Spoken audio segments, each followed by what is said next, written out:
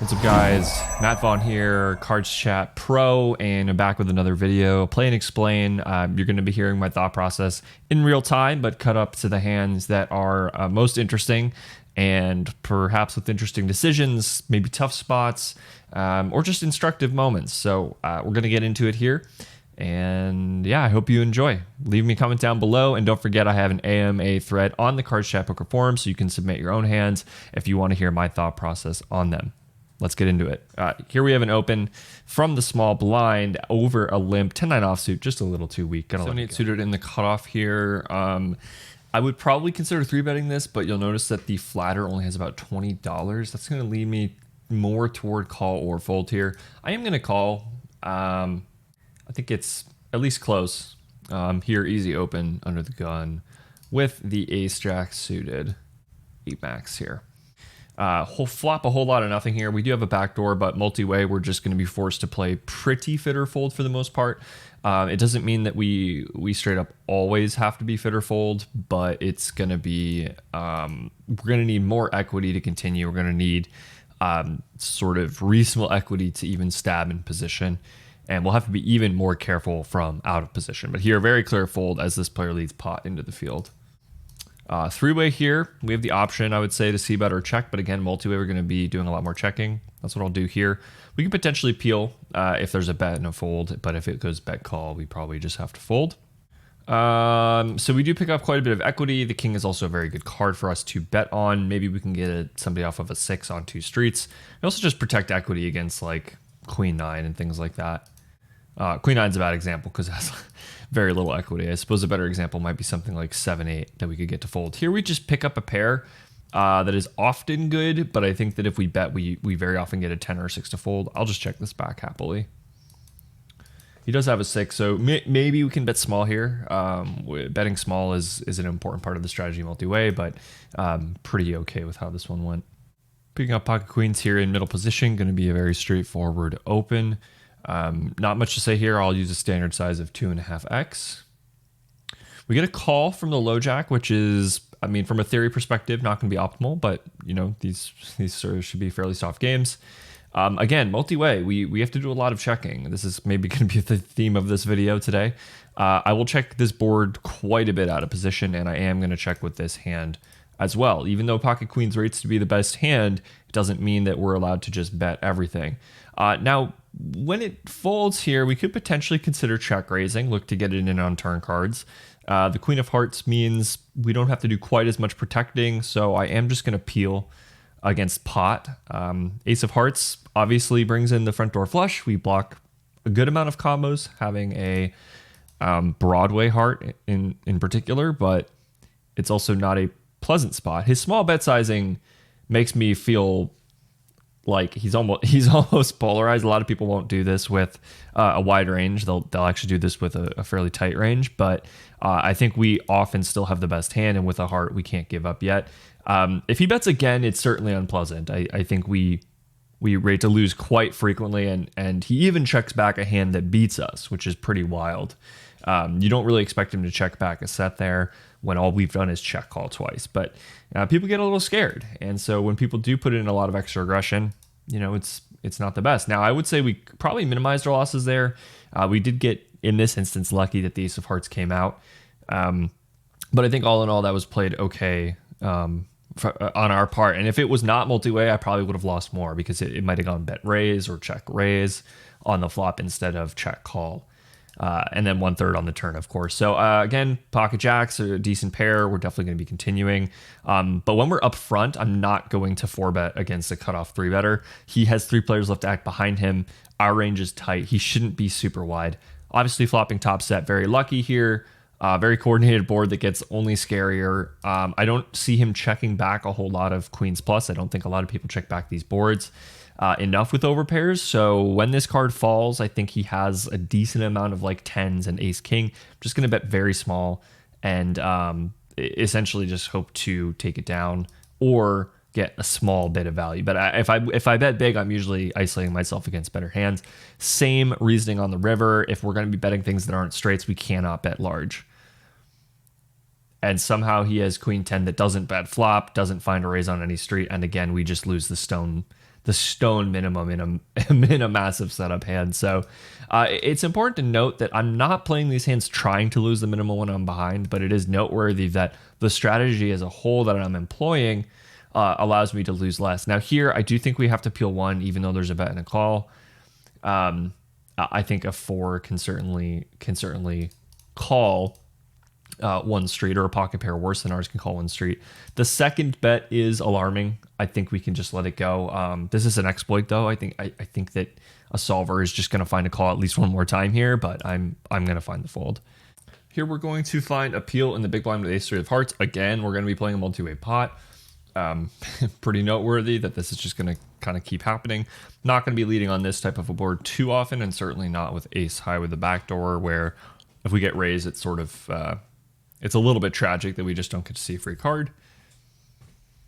We turn the ace, get led into by the small blind. I see no reason to raise ever on this card. We probably won't have any raises either. Maybe an 8, I guess, and maybe a straight draw or something, but an ace is just a little too weak. Given that it's overcalled, I think we can fold happily to a decent sized bet here, but if he bets like 1/3, it really sucks. I mean, he bets 50 cents, so this is essentially a check, and we're going to have to call, but I think very often the player behind us will have a better ace, and will likely just call rather than risk reopening the betting. Oh, they meant to bet bigger, perhaps. And or possibly check, I don't know. This really sucks. I don't think we really have any choice but to fold. Like, they're just representing a better ace almost always, or an 8 or a 6, and we don't look like we have anything better than what we have. So we are just going to fold, even though technically they should be able to find some bluffs there, but I don't think people find enough of them. And they just ace 8, that's all. Just ace 8. Can we give him some applause for that one? I mean, it was a nice hand. That was a nice hand. There's no doubting it. There's no doubting that. Here we see a limp, there's a post, and an ISO to 4 big blinds. Yeah, it's probably a little bit questionable in the hijack, but I am going to peel with what is probably a good amount of dead money out there. Flopping ourselves a 4-way pot and a gutter to not the nuts and bottom pair. We're just going to happily check this back. If it checks us, we can probably just fold even to this size. These multi-way spots are just really going to get ugly if we try too hard to win too many of the pots. And I say this as somebody who makes that mistake quite often. We'll notice that the betting has continued, and there's now an all-in, representing fairly strong holding. I can't imagine this player bets twice and then folds, but maybe they get away from a king. But something like king queen is really going to struggle to let it go. Ace king is going to struggle to let it go. And if he's got 2 pair, I don't see players folding this. So yeah, we were pretty behind. Interesting jam from the king deuce. I think that's a little optimistic. Seems like you're up against this kind of hand. Oh, we got to show the 9. We got to show the 9 here. For the max pain, everybody wants the show. Everybody wants the show. Yeah, I mean, this is the kind of spot that you get yourself into massive trouble if you're not careful. Picking up aces here, facing an open. There's really no need to ever flat here. If you find yourself trying to flat these spots frequently, you are leaving a lot of money on the table. It can be tempting, but then you'll see spots like this where somebody just cold calls a 3-bet, and most likely they have no business doing so. Their VPIP is 34, small sample, but most likely they have no business doing this, unless they might have been at the table when it started shorthanded. That's a possibility, but be cool to see a 4-bet here. But even if we don't, this is like, so this is a rare spot where I think probably the best line is not to just rip it in with aces. I think that we are deep enough that flatting aces is pretty good for our range. It also has the distinct possibility of this player also coming along, or even just jamming over the top, not realizing how strong our range really has to be here to continue at all. They may well also just fold because they are probably cold calling the 3-bet too wide in the first place. But regardless, we're going to see some action here. This is a really bad flop for aces, but we see an SPR of around 1.5, so we just aren't really allowed to fold unless it goes like bet small, we call, and then like turn queen or something, then we're probably allowed to just get away. Here, we actually do probably have a range advantage, and while it's not super pleasant still on this board, I think we are supposed to bet, and we're probably supposed to do a mixture of just like betting small and betting all in. I'm just going to bet small here, 1/3, set up a turn jam, and if he jams over the top, we'll be continuing. We'll just have to. Queens and kings are still out there, even though jacks and tens are as well. They are mitigated by the fact that they're blocked by the board. Let's hope here. Got our fingers crossed.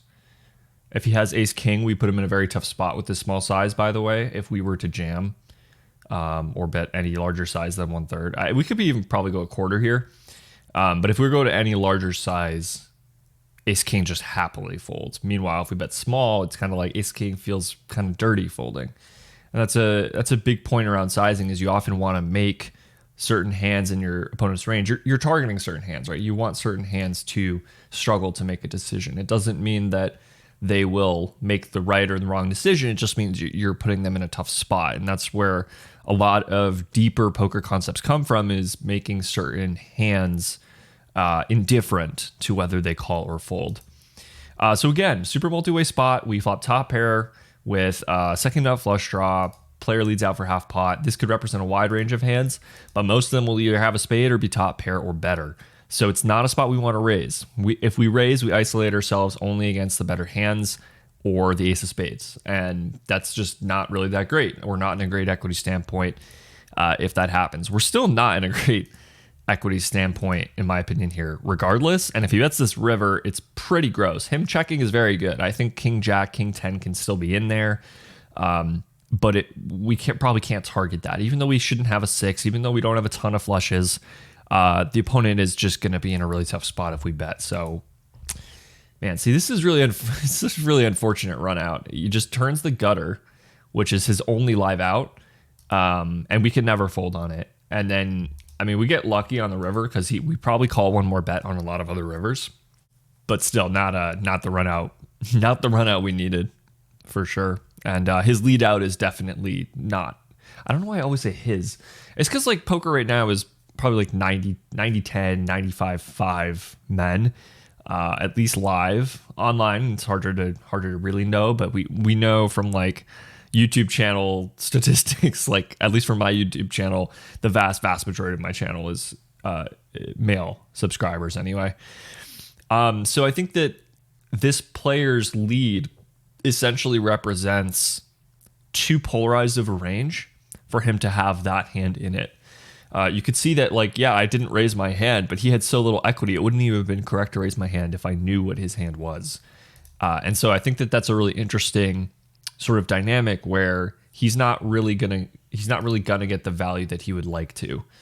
So yeah, I mean, I think we played it fine, and that's just gonna happen. Monster flop for us, and we finally play a heads up one. Single raise pot against the same player. We could go either way. I think he led with a hand that he really shouldn't have, so we could leave the betting open to him. But I think with a hand this good, I'm just gonna do the betting myself, and we just get to take it down. But yeah, no real. That's funny. Jack these off. Yeah, that would have been gross if we somehow got that one in there. Still would have had a ton of equity, but so far getting a little bit killed this session. We've gotten a couple small winning hands, but for the most part, getting our butt handed to us, so to speak. I'm gonna find a 3-bet here against a min open from up front. We can't really call this very easily out of the hijack offsuit, but we can apply some pressure with position and with some initiative here. If he continues, a lot of boards we can c-bet on, and this is definitely gonna be one of them. We can probably just c-bet small. We have some good things going on with this hand. Gonna go for 1/3. We'll see what he does. If they were to say check raise, we're just gonna get out the way. I don't think people bluff enough. Turn is pretty bad. There's a good amount of suited 9x in their range that picks up obviously picks up the best hand that we cannot beat. Pocket pairs may well fold now, so there's some incentive to continue betting, but I think I'm gonna check back and continue betting the river if they check. So if they say have 7s, 6s, 5s here, now we can probably put out a bet on river and get them to fold. They may well bet an ace themselves. And even if they don't, it's just kind of a spot where we can apply some pressure regardless. Now, if they do check an ace, I don't expect them to fold.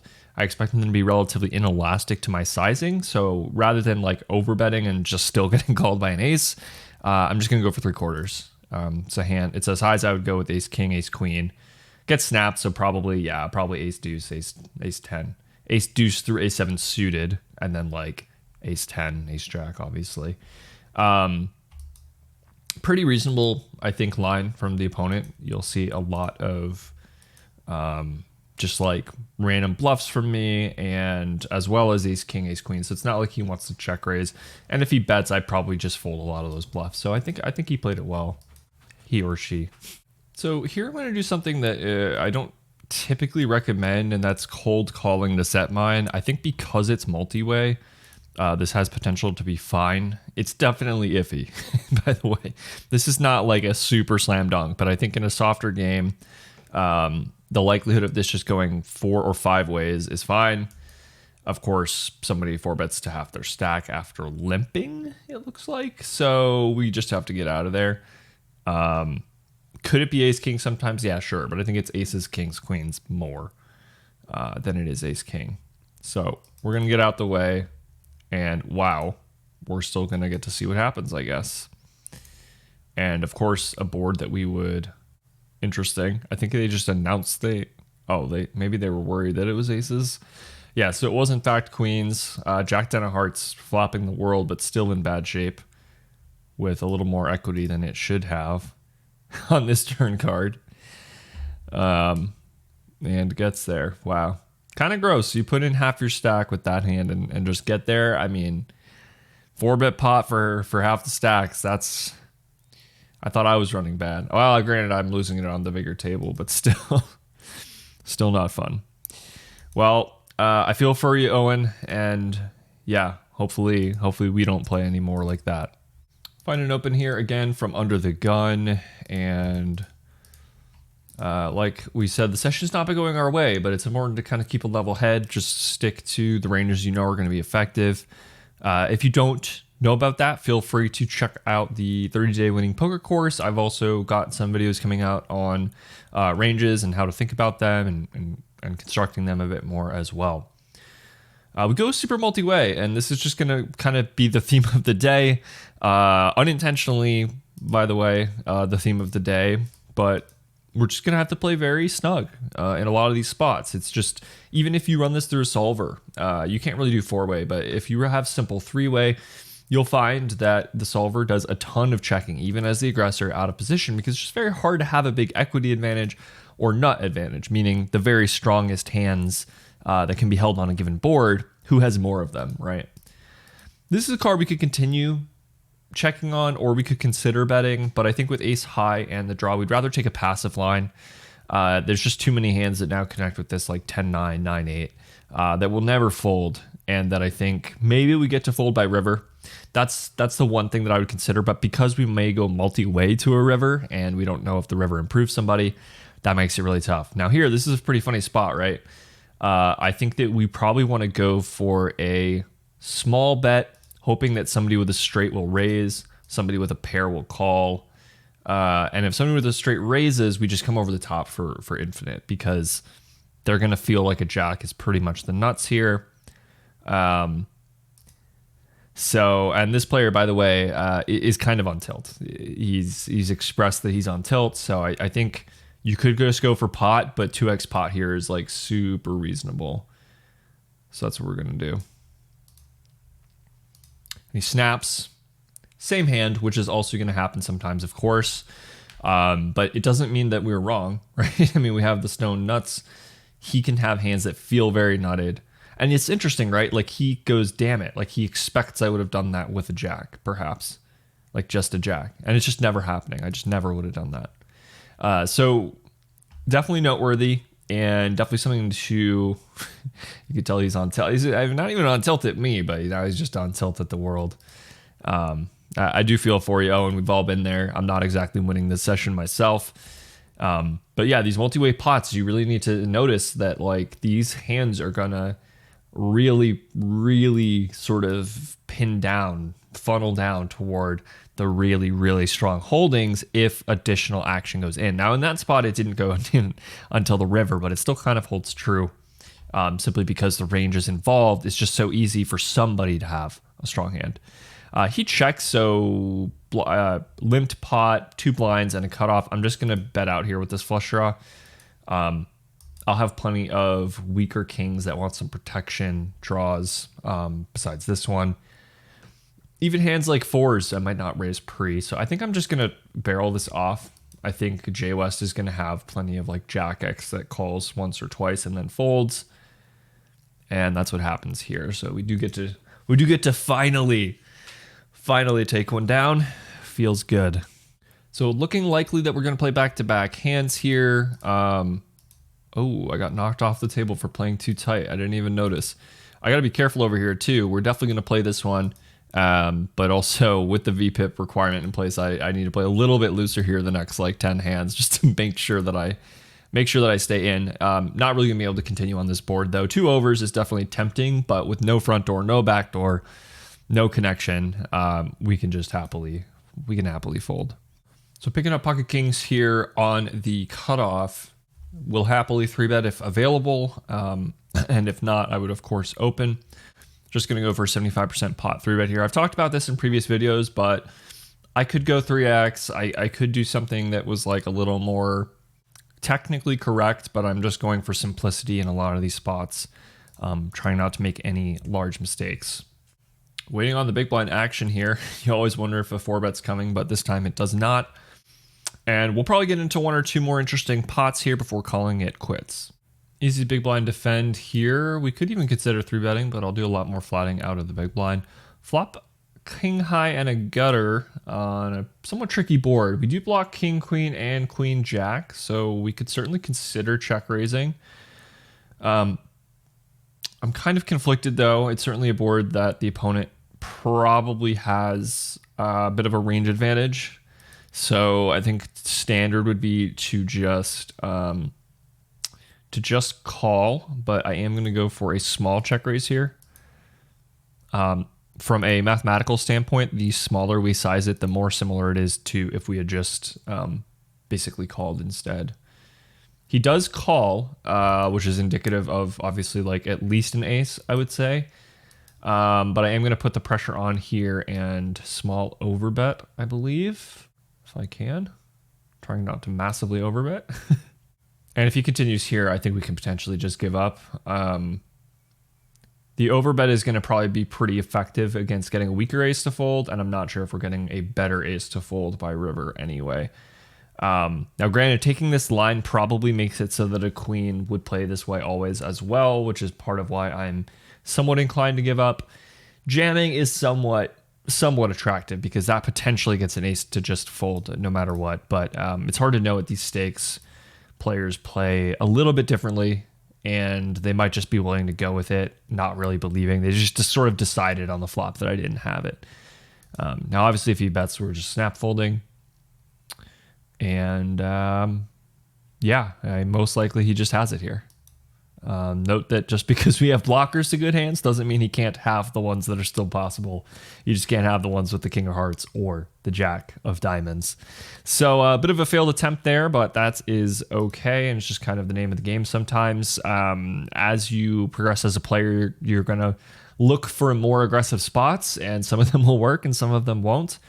The key is that you are able to analyze it after the fact and decide whether you felt it was good in game or not. Now that spot is probably forcing it a little bit.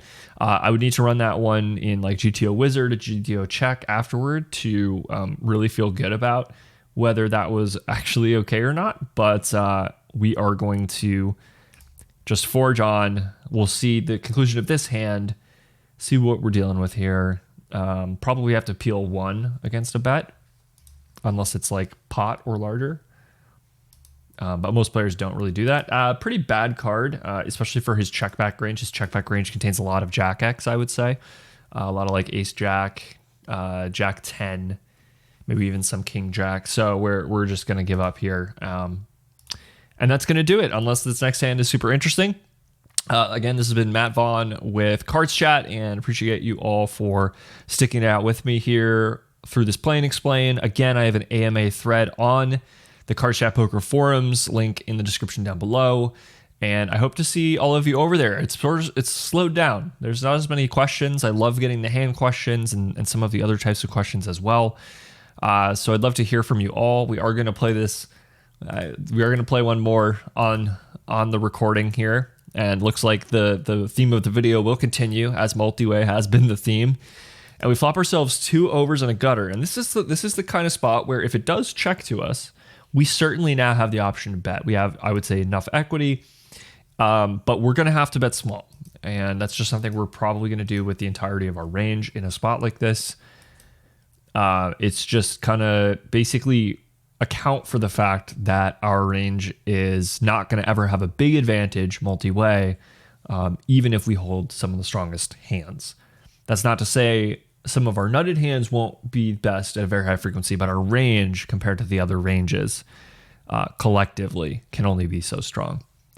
But you'll have opportunities like this sometimes to just take it down. So again, thank you for watching. Matt Vaughan, CardsChat Pro.